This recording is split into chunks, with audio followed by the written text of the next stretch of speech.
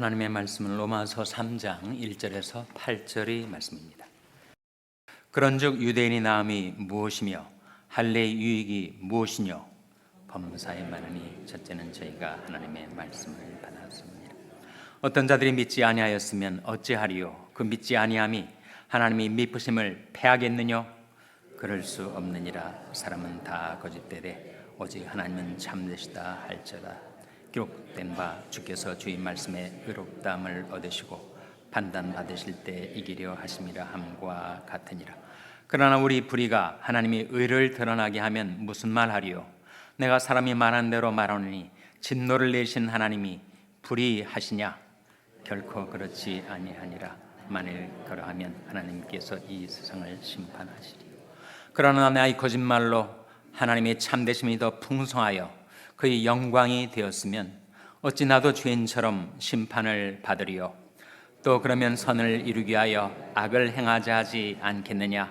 어떤 이들이 이렇게 비방하여 우리가 이런 말을 한다고 하니 저희가 정죄받는 것이 옳으니라.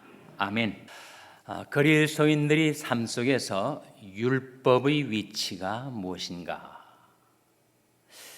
그리스도인의 삶 속에서 율법은 어떤 역할을 하고 그 의미가 무엇인가를 말씀을 통해서 함께 생각해 보도록 하겠습니다. 여러분에게 질문을 먼저 한 가지 드릴 텐데, 여러분, 우리 그리스도인들은 율법을 지켜야 하는 것입니까? 아니면 지키지 말아야 하는 것입니까? 그것을 함께 생각해 보시도록 하겠어요. 우리가 로마서 말씀을 쭉 묵상해 나가고 있는데, 오늘 본문 말씀의 장르를 생각해 본다면 시편에 나오는 시의 장르가 아니죠. 또 복음서에 나오는 비유라고도 할 수가 없습니다. 이 본문의 내용을 가리켜서 논쟁이라고 하죠. 논쟁을 벌이는 쌍방이 있습니다. 사도 바울이 있고 상대방이 있어요. 상대방이 누구인가? 이 논쟁의 상대방이 누구인가? 이 논쟁은 아주 공격적인 논쟁이어서 거의 적대자라고 할 수 있는 이 논쟁의 상대방은 다름 아닌 율법주의자입니다. 율법주의자. 율법주의자들은 율법은 그 자자국구 지켜서 의롭다함을 얻게 되고 구원을 받게 되는 것이다. 율법은 자자국구 철저하게 지킴으로써 사람이 구원에 도달할 수 있다 하는 것이 율법주의자의 율법관이에요.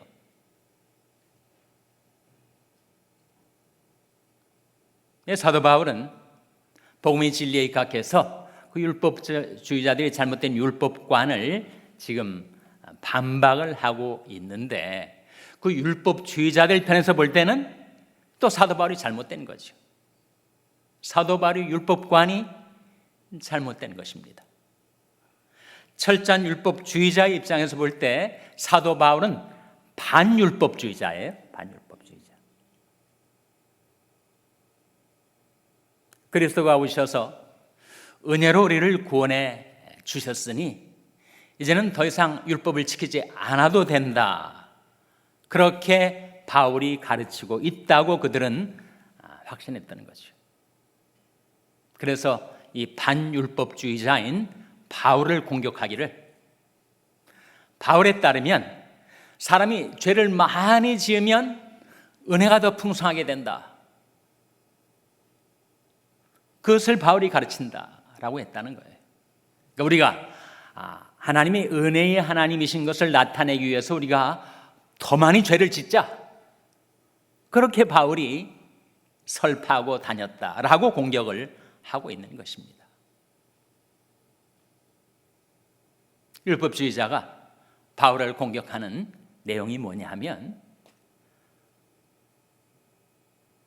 하나님은 참 하나님이시고 진실하신 하나님이시고 인간은 다 거짓된데, 인간이 거짓되게 행할수록 상대적으로 대조적으로 하나님의 참이 더 드러나게 된다면, 우리가 거짓말을 해서 또 거짓을 행해서 참되신 하나님의 영광이 도드라지게 나타나게 하는 것이 뭐 잘못이냐?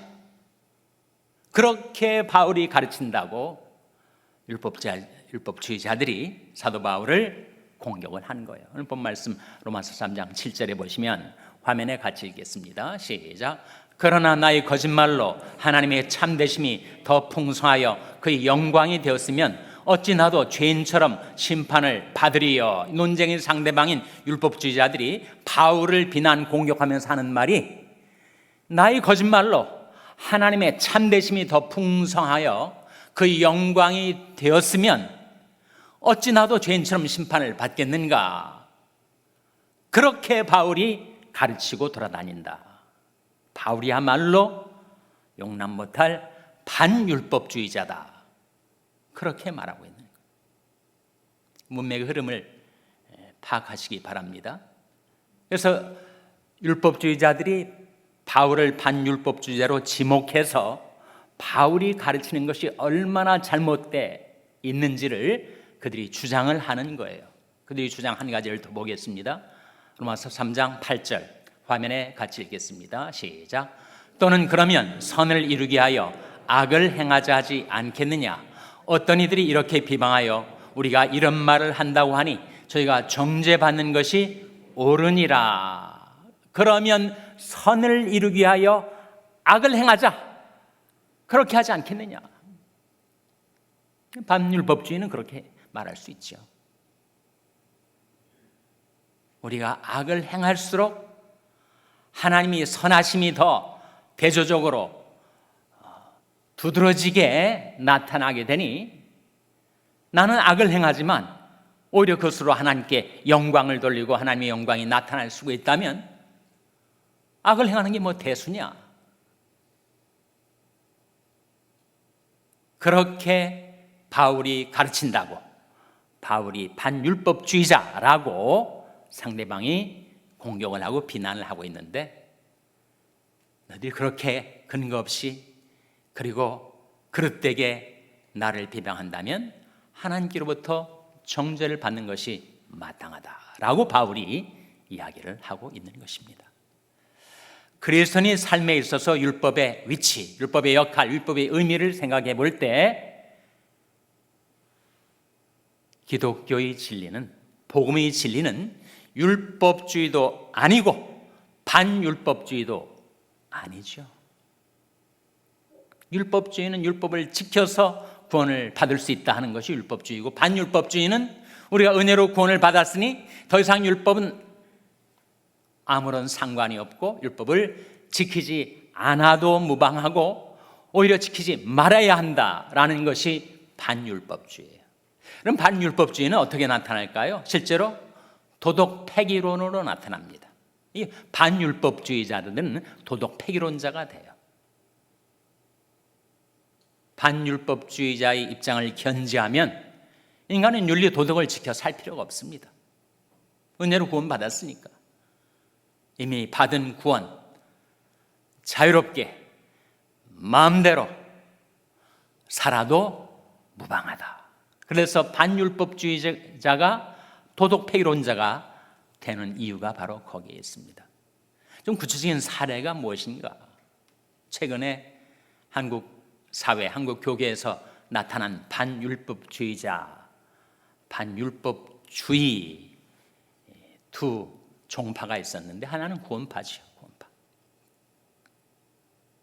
구원파는 우리가 은혜로 구원을 받았기 때문에 은혜를 강조하는 구원파에서는 은혜로 구원받은 우리가 더 이상 율법을 지킬 필요가 없다, 또 지키지 말아야 한다 라고까지 얘기를 했어요. 누군가가 아직도 율법에 대해서 우리가 이걸 지켜 살아야 되겠다라는 의식을 가지고 있다면 그는 아주 구원의 확신을 받지 못한 자다. 구원파에서 나오는 것이 바로 세월호 사건으로 이어지지 않습니까? 세월호가 9주기를 맞이했다고 하는데, 그 세월호의 사실상 실소유주였던 유병언이라는 사람하고 구원파의 창시자격인 권신찬이라는 사람은 장인과 사위 관계예요. 그래서 구원파에서는 우리가 은혜로 구원을 받았기 때문에 우리는 전혀 율법과 상관이 없다. 율법을 지키지 않아도 되고 뿐만 아니라 지키지 말아야 한다. 그러니까 윤리 도덕이 무너져 내린 것입니다.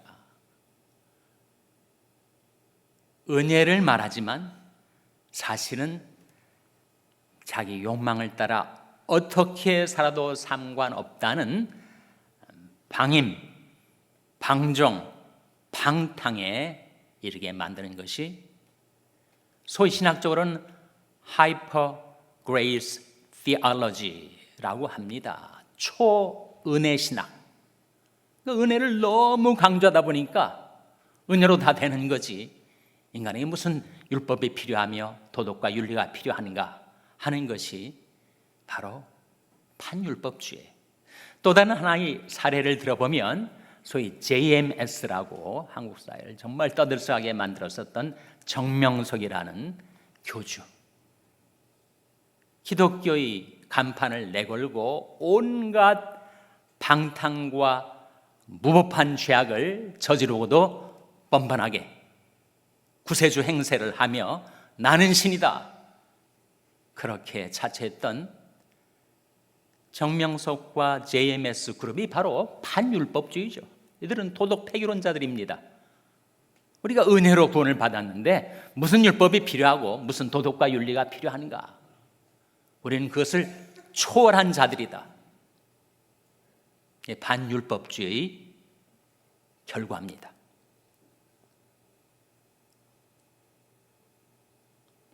사도 바울이 지금 반율법주의자라고 공격을 받고 있고 예수님도 이 세상에 계실 때 반율법주의자로 지목을 받고 비난을 받았죠. 안식일을 범하지 않느냐? 예수님이 제자들과 함께 밀밭 사이를 지나가시면서 제자들이 너무 배가 고파서 밀을 손으로 껍질을 벗겨서 먹었단 말이죠. 왜 안식에 일을 하느냐? 율법주의자들이 볼 때는 예수님도 반율법주의자예요. 예수님을 따르는 제자들도 물론 예수님처럼 반율법주의자라고 비난을 받은 거죠. 안식일은 아무 일도 하지 말아야 되는데 왜 회당에 들어와서 손 마른 사람을 고쳐 그 손을 펴게 해주는가? 왜 일을 하느냐? 그래서 예수님을 반율법주의자, 율법을 어기는 자로 비난을 하고 공격을 했던 것입니다. 그러나 예수님은, 그리고 예수님을 따르는 바울은, 그리고 복음의 진리는 율법주의도 아니고 반율법주의도 아닙니다.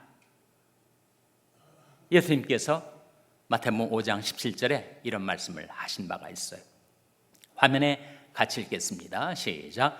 내가 율법이나 선자나 폐하러 줄로 생각지 말라. 폐하러 것이 아니요 완전케 하려 함이로라. 내가 율법이나 선자나 폐하러 줄로, 내가 반율법주의자인 걸로 생각하지 말라. 율법을 내가 폐하러 온 것이 아니요 어떻게 하려고 왔다고 하셨습니까? 완전케 하려 함이로라.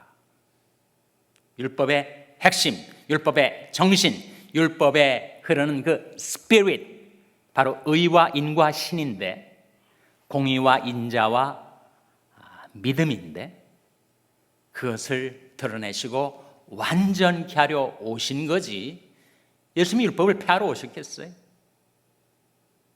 주님을 따르는 바울 역시 로마서 3장 31절에 이렇게 말합니다. 같이 읽겠습니다. 시작. 그런즉 우리가 믿음으로 말미암아 율법을 폐하느뇨? 그럴 수 없느니라. 도리어 율법을 굳게 세우느니라. 사도 바울이 믿음을 강조하며 다녔더니 이 작자가 믿음을 말하면서 율법을 폐하려는 것이 아닌가? 반율법주의자가 아닌가? 그에 대한 바울의 대답이 믿음으로 우리가 율법을 폐하는가? 그렇지 않다. 오히려 믿음으로써 율법을 굳게 세우는 것이다. 예수님 말씀하시는 것과 일맥 상통하지 않습니까?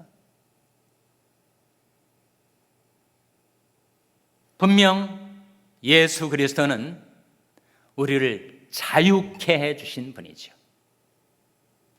죄에서도 자유케 해주시고 율법에서도 자유케 해주셨습니다. 율법에서 자유케 해주셨다는 게 무슨 말인가? 우리가 죄를 지으면 율법은 가차없이 우리를 정죄하게 되는데 그 율법이 정죄에서 우리를 자유케 해주셨다는 거예요. 그런데 사람이 잘못 생각하면 내가 이제 자유케 됐으니까 내 욕망대로 내 마음대로 무엇을 하든지 이제는 상관없는 것이 아닌가? 그것은 아니다. 갈라디아서 5장 13절 말씀 화면에 같이 읽겠습니다. 시작. 형제들아 너희가 자유를 위하여 부르심을 입었으나 그러나 그 자유로 육체의 기회를 삼지 말고 오직 사랑으로 서로 종노릇하라. 형제들아 너희가 자유를 위하여 부르심을 입었다. 예수님이 우리에게 오셔서 우리를 구원해 주시고 우리를 자유케 주신 것은 사실이지만 그렇게 받아든 은총의 자유를 가지고 육체의 기회를 삼는다면 그것은 복음의 진리에서 이탈하는 것이다. 우리에게 이 고귀한 자유를 주신 뜻은 그 자유를 가지고 어떻게 살려고 하셨다는 것입니까? 사랑으로 서로 종노릇하려고. 율법이 정죄에서는 자유함을 받았지만 그 자유를 가지고 사랑으로 섬기며 살라고 그 귀한 자유를 주신 것이다. 그렇게 바울이 증거하고 있습니다.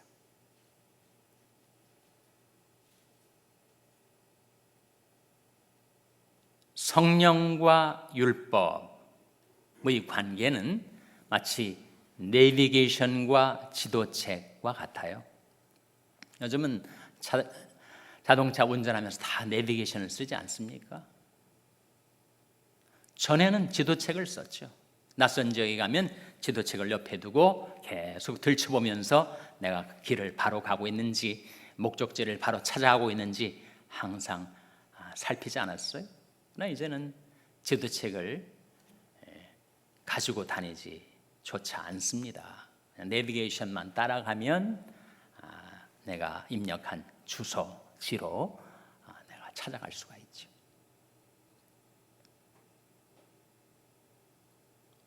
그 내비게이션에 해당되는 것이 성령이고 그 지도책에 해당되는 것이 바로 율법책입니다. 우리는 성령의 내비게이션을 따라 살아가면 그 지도책에 나오는 그 길을 따라 이미 살아가고 있는 자신을 뒤돌아보게 된다는 거죠. 그래서 너희는 성령을 쫓아 행하라. 그리하면 육체의 욕심을 이루지 아니하리라. 너희가 만일 성령이 인도하시는 바가 되면 율법 아래 있지 아니하리라. 우리가 내비게이션을 잘 따라가면 지도책이 필요 없게 되는 것처럼 우리가 성령이 인도하시는 바가 되면 우리가 율법에 지배를 당하지 않아요.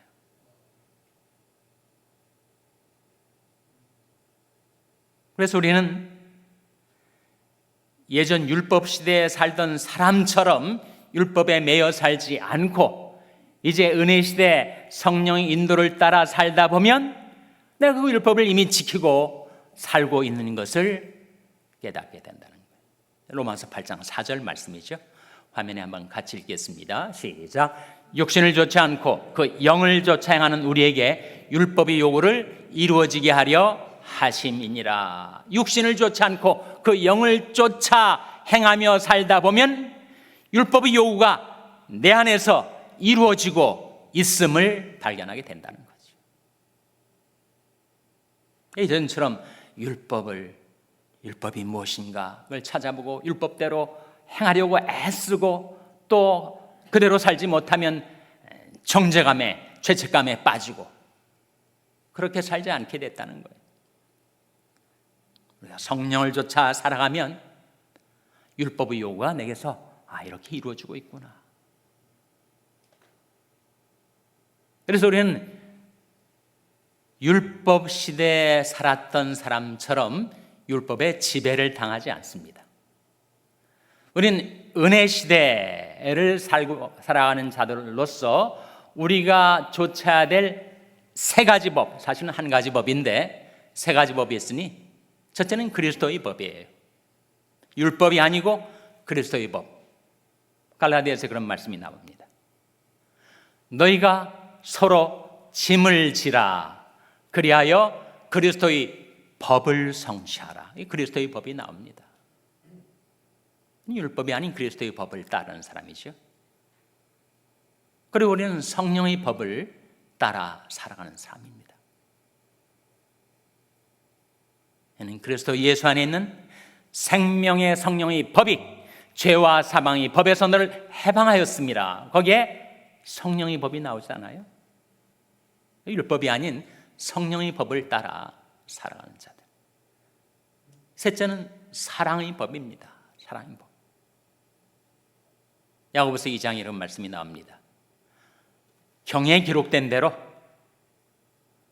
누구든지 내 이웃 사랑하기를 내 몸같이 하라 하신 최고한 법, 우리말로 그렇게 번역이 됐는데 최고의 법, Royal Law, 법 중에 가장 높은 법이라는 거죠. 그 법이 바로 사랑의 법이라는 거예요. 전에는 율법에 매여서 살았지만 이제는 우리는 그리스도의 법, 성령의 법, 사랑의 법을 따라 살아가게 되면 율법의 요구가 내게 이루어진다는 거예요. 율법 중의 대표격인 것이 바로 십계명 아닙니까? 살인하지 말라, 간음하지 말라, 도적질하지 말라. 이런 여러 계명들이 있는데 우리가 그리스도의 법을 따라 살고 성령의 법을 따라 살고 사랑의 법을 따라 살아가는데 살인하겠는가? 사랑은 이웃에게 악을 행치 아니하나니 그러므로 사랑은 율법의 완성이니라. 사랑을 따라 살아가다 보면 자기가 율법을 지켜 살게 된다는 거예요. 내가 누군가를 사랑하면서 그 사람을 죽이겠어요? 사랑은 이웃에게 악을 행치 아니하나니 그러므로 사랑은 율법의 완성이니라. 하나님의 은혜로 그래서 십자가의 보혈의 공로로 구원받은 우리들은 이제 더 이상 예전처럼 율법의 정죄에서 벗어나서 해방된 자로서 자유인으로서 오직 우리가 좇을 것은 그리스도의 법, 성령의 법, 사랑의 법, 그것을 따라 살다 보면 율법의 요구가 내게 이루어진다. 그러니 기독교의 진리, 복음의 진리는 율법주의도 아니고 반율법주의도 아니고 우리가 말씀을 통해서 이미 본 바대로 여러분이 그리스도의 법을 따르고 성령의 법을 따르고 사랑의 법을 따라 살아가면서 율법의 요구가 여러분의 삶 가운데 이루어지게 되시기를 주님의 이름으로 축원합니다. 기도하시겠습니다. 하나님 아버지, 우리 주 예수 그리스도의 십자가의 보혈의 공로로 저희들이 율법의 시대에서 은혜의 시대로 옮겨지게 되었고 이제는 오직 저희들이 그리스도의 법을 따라 살고 성령의 법을 따라 살고 사랑의 법을 따라 살아서 그리스도를 붙잡고 성령 안에서 행하며 사랑을 따라 살아감으로 하나님의 크신 영광 나타내 보여드리는 그런 삶을 살게 해주시기를 바라옵고 예수님의 이름으로 기도하옵나이다. 아멘.